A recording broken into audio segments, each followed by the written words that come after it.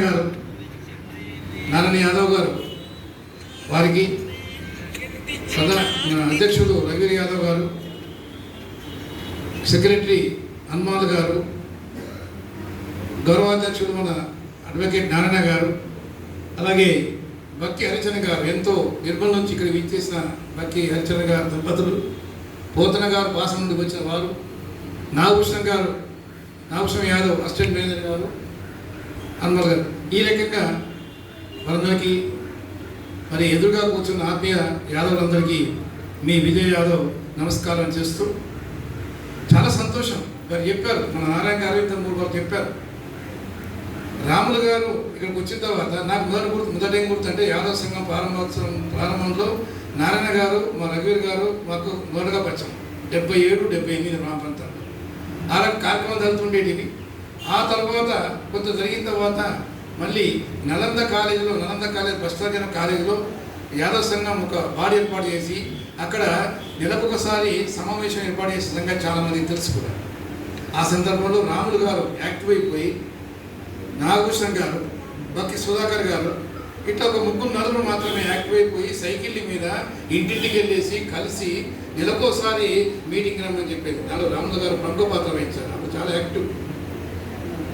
అట్లా చేసి నెలకోసారి 10 రూపాయలు జమ వేసుకొని 10 రూపాయలే చంద 10 రూపాయలు జమ వేసుకొని ఎవరు కొట్టి తాగే దశలో ఆరోడు యాదవ్ సంఘం ఉంది.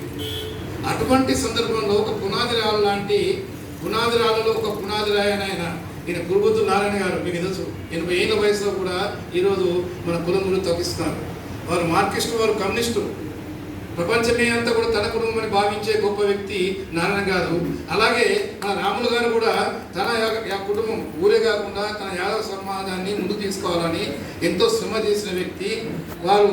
ఎవరు మన గిద్దరాములు గారు ఒక పునాది రాయి లాంటి వాడు.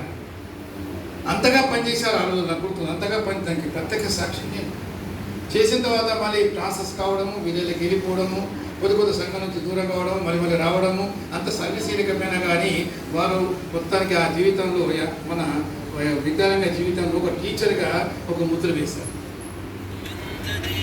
నాకు ఇప్పటికీ గర్వం ఏంటంటే ఎన్ని వృత్తులు ఉన్నప్పటికీ మా వాళ్ళు చెప్తుంటారు చాలానే, మా అన్న కొడుకు సాఫ్ట్వేర్ 35 లక్షలు వస్తుంటాయి, లేదా ఇంకోరి అవసరం ఉంటాయి. చాలామంది చెప్తుంటే నాకు ఇప్పటికీ గర్వం ఏమిస్తుంటే, ఒక టీచర్ ఉన్న కొత్త కలిసి నేను టీచర్గా సెలెక్ట్ అయ్యాను సార్, నేను టీచర్గా పనిచేస్తున్నాను సార్, ఒక లెక్చరర్గా పనిచేస్తున్నాను సార్ అని చెప్పినప్పుడు నాకు ఎంతో ఆనందం కలుగుతుంది. ఎందుకంటే మనిషి జీవించడానికి మనం ఉద్యోగం చేస్తాం, లేదా ఇంకేదో చేస్తాం, కానీ ప్రత్యేకంగా అదృష్టము అవకాశం అనేది మాలాంటి వాళ్ళకి దొరుకుతుంది. మాలాంటి వాళ్ళకంటే టీచర్లు దొరుకుతుంది. అంటే మా ఒక వృత్తి ప్రవృత్తి ఏంటంటే ప్రజా జీవితంతో, విద్యారంగంతో ముడిపడి ఉన్నాయి. ఎవరేమైనా చేయొచ్చు, కలెక్టర్ కావచ్చు, ఆ కలెక్టర్ కంటే వాళ్ళకంటే గొప్ప బడుడు అంటే మనకు ఉపాధ్యాయుడు. ఎందుకంటే ఒక బడిలో ప్రాథమిక బడి లోపల కానీ, హై స్కూల్ లెవెల్లో కానీ, కాలేజీ లెవెల్లో కానీ, ఏ లెవెల్లో కూడా మనం మనసు విప్పి ఆ పిల్లవంతా ఒక కన్న తల్లి ఎట్లా నేర్పుతుందో, పాట నేర్పుతుందో, వీళ్ళు మన ప్రైవేట్ స్కూల్లో వాళ్ళంతా మనం కూర్చున్నాము, అక్షరాలు నేర్పి తల్లి నడక నేర్పితే జీవితం నడక నేర్పేది ఎవరు? మన ఉపాధ్యాయుడు. అటువంటి గొప్ప అదృష్టము, కెరీర్ అనేది మాలాంటి వాళ్ళకి లభిస్తుంది. అట్లాంటి మన రాములు గారు అనేక చెప్పారు, మహేందర్ గారు చెప్పారు, ఆ కాలంలో ఇప్పుడు తగ్గి ఉన్నాయండి, ఇప్పుడు పెద్ద మాట కాదు, కానీ ఒక 20 ఏళ్ళ 30 ఏళ్ళ కిందట ఏమీ లేని ఆ కాలంలో సేవ చేయడము, విద్యార్థులు తప్పించడం అనేది గొప్ప లక్షణము రాములు గారు. ఆ రకంగా తోషంలో కానీ, కృష్ణాపూర్లో కానీ, విలేజ్లో కానీ మాలాంటి వాళ్ళకి అదృష్టం దొరకలేదు. మేము పట్టణంలో పనిచేసాం, నేను గుడితో ప్రిన్సిపల్గా పనిచేశాను, కానీ వీళ్ళకైనా పల్లెటూరులో పనిచేసావు అవును కదా. సో అటువంటి ఒక అద్భుతమైన వృత్తి లోపల వారు రాణించారు వారికి అందరూ గుర్తుపెట్టుకుంటారు. ఎంత పెద్ద ఉద్యోగం చేసినా ఎవరు గుర్తుపెట్టుకోండి. ఒక్కొక్క డిపార్ట్మెంట్ ఉంది, మనం అనిపిస్తుంటారు ఆ డిపార్ట్మెంట్ వారు, కానీ రిటైర్మెంట్ మరుక్షణం తెల్లారు కూడా ఎవరు నమస్కారం చేసే వాళ్ళు ఉన్నారు.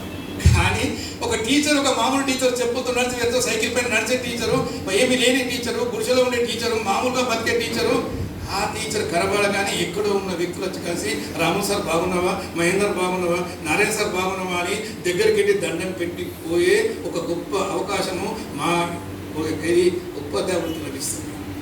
ఉపాధ్యాయునికి ఉన్నది కదా. ఎంత గొప్పతనం మీదండి.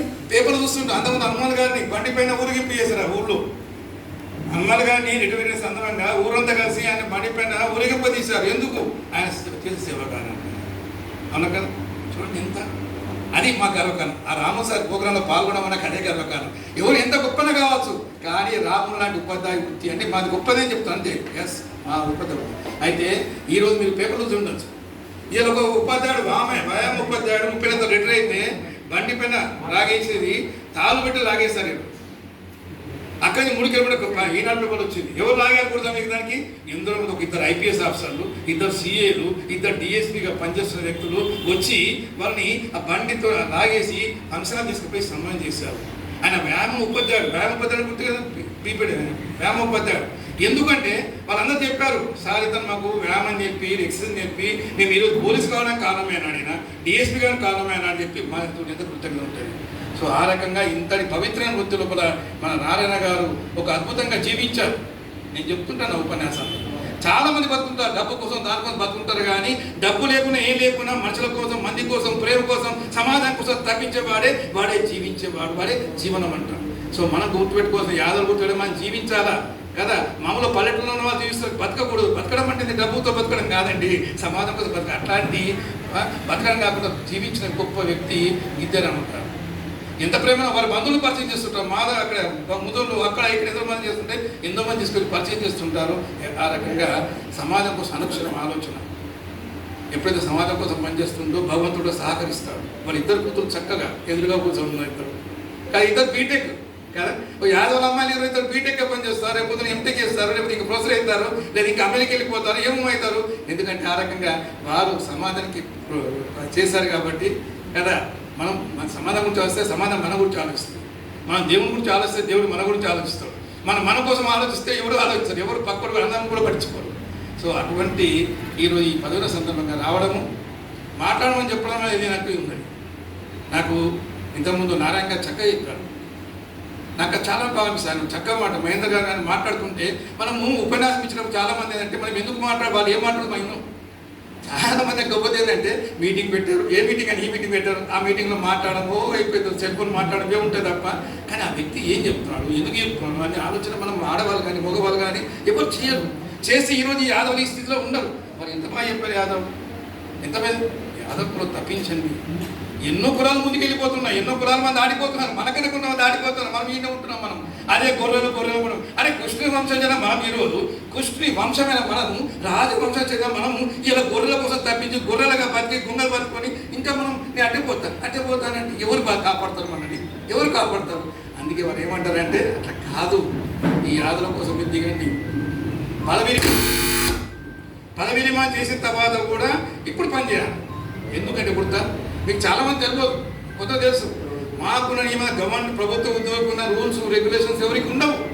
మాట్లాడడానికి అవకాశం లేదు, ఫోటో దిగడానికి అవకాశం లేదు. 10 నుంచి 5 గంటల దాకా బందీ కాలంలో సంతకం పెట్టాల్సిందే, లీవ్ పోవాలంటే లీవ్ తీసుకోవాల్సిందే. అంత నియంత్రణతో ఒక చట్టంలో జీవించిన వ్యక్తులు ఉద్యోగులు అందరూ అంతే. వాళ్ళు అనుకున్న ఏం చేయలేరు, నేను కూడా ఏం చేయలేకపోయాను. చేసినా కానీ చట్టబద్ధంగా తగ్గారు, మనం అవకాశాలు లేవు. కానీ ఇప్పుడు ఏమైందంటే పదవి విరమణ అదృష్టం. చాలామంది పదవి విరమణ రోజు ఇది చేస్తుంటారు కదా. ఎందుకు చేస్తామంటే కారణం కూడా ఉంది. పదవి విరమణ రోజు కొంత హృదయం కంపిస్తుంది, హృదయం కొంత చెల్లిస్తుంది. ఎందుకు చెల్లిస్తుంది? చాలామందికి ఉద్యోగం అనేది ఒక హోదా ఇచ్చింది. ఇలా విజయబాబు సీనియర్ లెక్చరర్ లేదా ప్రొఫెసర్ కారణం ఏంటంటే ఆ గౌరవం ఏంటంటే నా యొక్క వ్యక్తిత్వం కాదు, నాకు ఆ ఉద్యోగం, నాకు ఆ హోదా కనిపించింది. మీరు తహసీల్దార్ని మీరు మెచ్చుకుంటారే, తహసీల్దార్ ఎందుకు మెచ్చుకుంటారు? తహసీల్దార్ అయిన కాబట్టి నేను గౌరవిస్తున్నాం. అంటే ఉద్యోగం మన భద్రత కల్పించింది, ఉద్యోగం సమాజంలో మర్యాద కలిగించింది, ఉద్యోగం సమాజంలో మనకు స్థానాన్ని కల్పించింది కదా.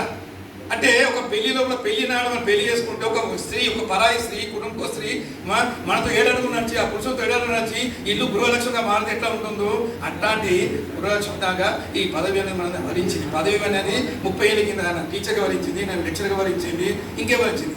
అటువంటి పదవిని రిటైర్మెంట్ రోజు ఈరోజు 30 ఆయన అదృష్టంతో ఈ రోజు ఆయనకు సమానం జరుగుతుంది.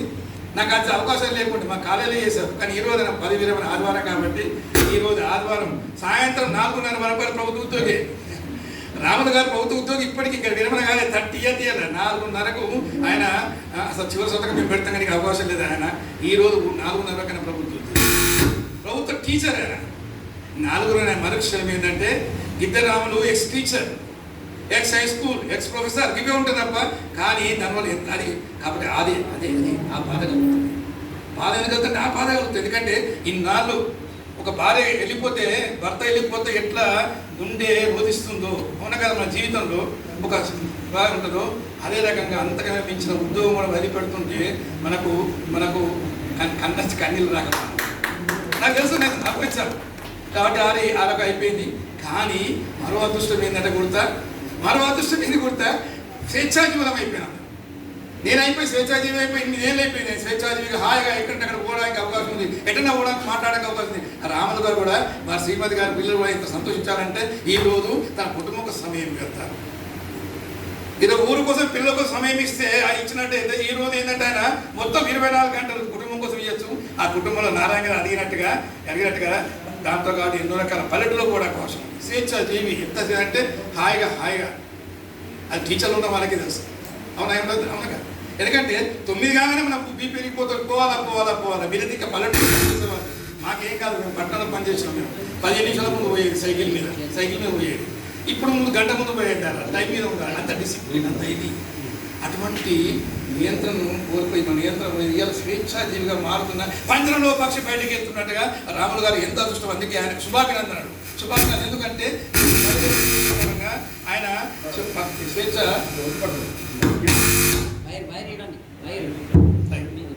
కాబట్టి అంతటి అదృష్టం వారికి లభించింది. ఇది ఒక శుభకార్యం.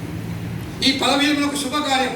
ఆ శుభకార్యంలో వారికి అంత ఆయురాగ్యం కలగాలని, ఇంకంత విజయవంతం కలగాలని, ఇంతే ఒక గొర్రె లాంటి బతుకుతాం ఈ యాదవుల కోసం. నేను రాజకీయం తప్ప అన్నింటిలో పనిచేస్తాను. ఒక రాజకీయం తప్ప నేను నాతో ఒక హామీ అంతే, రాజకీయం తప్ప అన్నింటిలో ఉంటాడు. అదే రకంగా ఈ యాదవుల కోసం తప్పించి వాళ్ళ కోసం ఇవాళ మన ప్రోగ్రాం పెట్టుకుంటే మన జీవితంలో పైకి అంటే డిసిప్లిన్ కావాలి. ఆ డిసిప్లిన్ లోపిస్తుంది. మనం 11:30 ఉంటే ప్రోగ్రాం పెడితే 12:00 అవుతాం అనుకుంటాం. అంటే నేను చెప్తున్నా కదా, ఇంకా క్యాజువలే మనమంతా. ఆ జీవితంలో ఎవరైనా కానీ టైం మెయింటైన్ చేయగలుగుతా తప్ప పైకి రాలేరు. అటువంటి యాదవులు ఇంకా అదే రకంగా ఉన్నట్టయితే ఇంకా 11:30 12:00 ప్రోగ్రాం స్టార్ట్ అయినా భోజనం నడుస్తున్నాయి అనుకుంటా పోతే లాభం లేదు. జీవితంలో పంచాలిటీ మనం లేకపోతే రాములు గారు కానీ నేను గారు కానీ ముందుకు వస్తే ముందుకెళ్తే నేను ఎక్కడ ఉంటాను, నాతో ఆయన కానీ చేస్తాను. వారు ముందుకెళ్తే ఒకప్పుడు ఆయన మీకు తెలియదు, చాలా మంది తెలియదు, మీకు తెలియదు, మీ తెలియదు, ఇంకా సురేందర్కో మహేందర్కో నారాయణకో తెలుసు. కానీ ఆ రాములు గారు సైకిల్ మీద పనిచేసిన పెద్ద గొప్పగా ఇది చేశారు. కాబట్టి అటువంటి రాములు గారు మీరు ఆరగా టైం చేస్తారు కదా, రెట్టింపు ఉత్సాహం. అందుకే వాళ్ళు ఎట్లా సెటిల్ అయిపోతున్నారు. ఫైనాన్షియల్ ప్రాబ్లమ్స్ లేదు, ఆర్థిక భద్రత ఉంది, సాంఘిక భద్రత ఉంది, ఆనందంగా ఉన్నారు. రెట్టింపు ఉత్సాహంతో మీరు పనిచేస్తే, మీరు హనుమాన్ గారు మీరంతా కూడా పనిచేస్తే, మన తహసీల్దార్ గారు అట్లా పనిచేస్తే మన యాదవ్ మారిపోవాలి.